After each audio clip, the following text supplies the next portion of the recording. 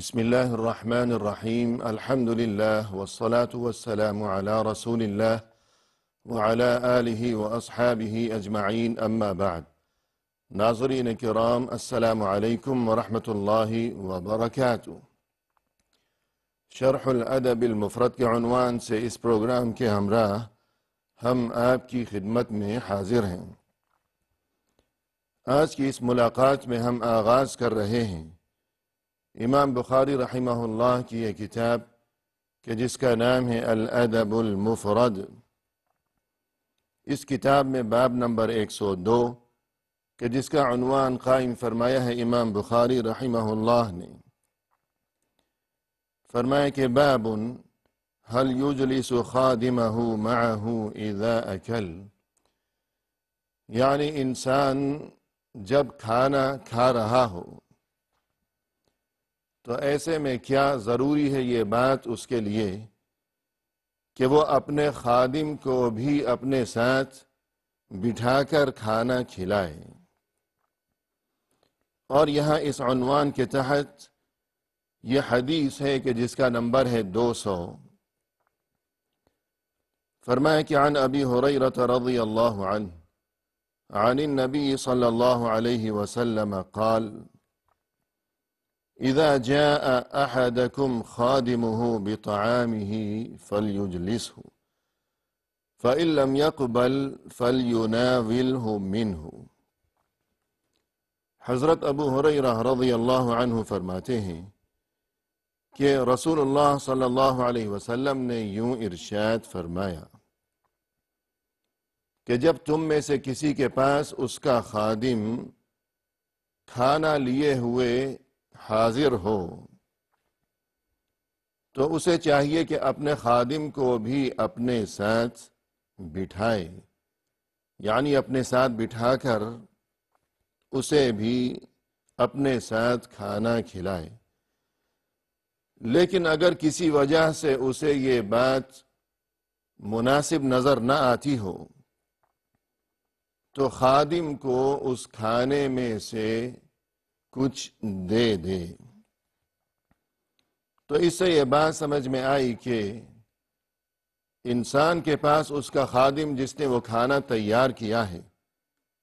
اور جس نے اس کھانے کی تیاری کے سلسلے میں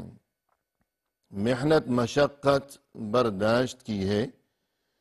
جیسا کہ یہی حدیث دیگر متعدد کتب حدیث میں اور بلکہ خود صحیح بخاری میں کتاب الاطعمہ میں باب الاکل مع الخادم، یعنی خادم کو ساتھ بٹھا کر کھانا کھلانا، وہاں یہی حدیث کہ جس کا نمبر ہے وہاں صحیح بخاری میں 5460، تو اس میں یہ اضافہ بھی ہے کہ فَلْيُجْلِسْهُ، کہ خادم کو اپنے ساتھ بٹھا کر کھانا کھلائے۔ اس کے بعد یہ اضافہ بھی ہے فَإِنَّهُ وَلِيَحَرَّهُ وَعِلَاجَهُ، اس لیے کہ خادم نے تکلیف برداشت کی ہے گرمی کی اور اس کھانے کو تیار کرنے کی، کہ اس کھانے کو تیار کرنے کے سلسلے میں جو بھی اس نے بھاگ دوڑ کی ہے، محنت مشقت کی ہے، اور یہ کہ گرمی کی تکلیف کو اس نے برداشت کیا ہے، لہذا جو کوئی اس خادم کا آقا ہے تو اسے چاہیے کہ وہ اس چیز کی قدر کو پہچانے اور خادم کو محض خادم کی نگاہ سے ہی نہ دیکھے کہ وہ خادم ہے اور بس، بلکہ اس نے یہ جو تکلیف برداشت کی ہے اس کے لیے، اس کی خدمت کے سلسلے میں اور اس کے لیے کھانے کے انتظام کے معاملے میں، تو اسے چاہیے کہ اس چیز کی قدر کو پہچانے اور یہ کہ خادم کو یہ پیشکش کرے کہ میرے ساتھ ہی بیٹھ کر تم کھانا کھاؤ۔ اور یہاں یہ تذکرہ بھی ہو جائے ناظرین کرام کہ جس طرح اس سے قبل بھی متعدد مواقع پر یہ اشارہ کیا جا چکا ہے کہ رسول اللہ صلی اللہ علیہ وسلم کی طرف سے یہ جو خادم کو یا غلام کو اپنے ساتھ کھانا کھلانے کے معاملے میں، یا یہ کہ خادم کو وہی کھانا کھلاؤ جو تم خود کھاتے ہو، یا اسے ویسا ہی لباس پہناؤ کہ جیسا تم خود پہنتے ہو، تو بقول اہل علم یہ حکم استحباب کے طور پر ہے، یعنی ایسا کرنا مستحب ہے اور افضل ہے اور بہت زیادہ بہتر ہے، لیکن یہ واجب نہیں ہے، ضروری نہیں ہے۔ اور جو چیز ضروری ہے اس معاملے میں وہ فقط اتنی بات ہے کہ خادم کے لیے یا غلام کے لیے مناسب لباس کا اور اسی طرح مناسب قسم کے کھانے کا بندوبست کر دیا جائے۔ تو یہاں بھی رسول اللہ صلی اللہ علیہ وسلم کی طرف سے یہ جو ارشاد ہے کہ خادم کھانا تیار کر کے لایا ہے، تو انسان کے دل میں یہ احساس ہونا چاہیے کہ اگرچہ یہ میرا خادم ہی صحیح، اور اگرچہ اس کام کے عوض یہ مجھ سے تنخواہ بھی وصول کیا کرتا ہے، لیکن یہ بات صرف تنخواہ کی اور جو ظاہری اور قانونی معاملات ہیں، جو ضابطے کی باتیں ہیں، مسلمان کو چاہیے کہ وہ صرف ظاہری باتیں اور ضابطے کی باتیں وہاں تک اپنے اخلاق کو اور اپنی انسانیت کو اور اپنے انداز فکر کو محض ان ظاہری ضوابط تک محدود نہ رکھا کرے، بلکہ ضابطے کی بجائے رابطہ جسے کہا جاتا ہے، یعنی تعلقات کو خوشگوار بنانا اور مزید مستحکم بنانے کی جستجو کرتے رہنا، اور یہ کہ انسانیت کی قدر کو پہچاننا، ایک دوسرے کے لیے دلوں میں عزت و احترام کے جذبات کا ہمیشہ موجزن ہی رہنا، یہ اصل چیز ہے، اور یہی اخلاق کی بلندی کا تقاضا بھی ہے کہ مسلمان ہر بری عادت سے اور ہر ناپسندیدہ خصلت سے اپنا دامن بچائے رکھے، اور ناپسندیدہ خصلتوں میں سے ایک بدترین خصلت وہ بھی ہے کہ جس کا نام ہے تکبر اور غرور، خود کو افضل اور برتر اور اعلیٰ سمجھنا اور دوسروں کو کمتر اور حقیر تصور کرنا۔ تو یہ چیز بدترین اخلاق میں سے ہے اور بہت ہی ناپسندیدہ ترین صفات میں سے ہے، جبکہ اس کے برعکس انسان سبھی کے ساتھ ہمیشہ تواضع اور عجز و انکسار اور یہ کہ اخلاق کا مظاہرہ کیا کرے، اور دل میں یہ نیت ہو کہ اللہ کی رضا کی خاطر میں ہر ایک کے ساتھ، خواہ وہ کوئی بڑا ہے یا چھوٹا ہے، یوں اخلاق اور عجز و انکسار اور خندہ پیشانی کے ساتھ میں پیش آیا کرتا ہوں۔ کیوں؟ محض اللہ عز و جل کی رضا کی خاطر، کہ یوں شاید ہمیں بھی اللہ کی طرف سے رضا اور اس کی خوشنودی کی اہم ترین نعمت نصیب ہو سکے۔ اور یہاں ناظرین یہ جو حدیث کے آخری حصے میں ارشاد ہوا کہ فَإِن لَّمْ يَقْبَلْ فَلْيُنَاوِلْهُ مِنْهُ، یعنی اگر کسی وجہ سے انسان اس بات کو مناسب نہ سمجھتا ہو کہ میں اپنے خادم کو یا غلام کو اپنے ساتھ بٹھا کر کھانا کھلاؤں، یعنی تکبر کا معاملہ نہیں ہے، تکبر کی وجہ سے وہ ایسا نہیں کر رہا کہ اسے نہیں بٹھا رہا، ہاں یہ کہ کسی اور وجہ سے وہ ایسا کرنا، اسے اپنے ساتھ بٹھا کر کھلانا، اگر مناسب نہیں سمجھتا تو اسے چاہیے کہ کم از کم اتنا تو ضرور کرے کہ وہ کھانا جو وہ پکا کر لایا ہے اور جس کی تیاری کی خاطر اس نے اس قدر محنت مشقت کی ہے، تو اس کھانے میں سے اس کی دلجوئی کی خاطر کچھ اسے بھی دے دے۔ اور یہاں ناظرین کرام، بعض اہل علم کے بقول یہ جو فَإِن لَّمْ يَقْبَلْ، یہ جو ارشاد ہوا کہ اگر کسی وجہ سے وہ اس بات کو مناسب نہ سمجھتا ہو، یعنی وہ آقا اس بات کو مناسب نہ سمجھتا ہو کہ اپنے خادم کو اپنے ساتھ بٹھا کر کھانا کھلائے، تو اس کی بجائے بعض اہل علم کے بقول یہاں مراد آقا نہیں ہے بلکہ وہ خادم ہے، یعنی آقا نے خادم کو دعوت دی کہ میرے ساتھ بیٹھ کر کھاؤ، لیکن اگر کسی وجہ سے خود وہ خادم اس بات کو مناسب نہ سمجھتا ہو کہ مثلا اسے شرم آتی ہے یا یہ کہ اپنے آقا کے ساتھ بیٹھ کر کھانے کی اسے ہمت ہی نہیں پڑتی ہے، جبکہ اگر وہ اکیلا کہیں آقا سے دور بیٹھ کر اگر کھائے گا تو آرام سے اور بے فکر ہو کر کھائے گا، تو اگر ایسی بات ہو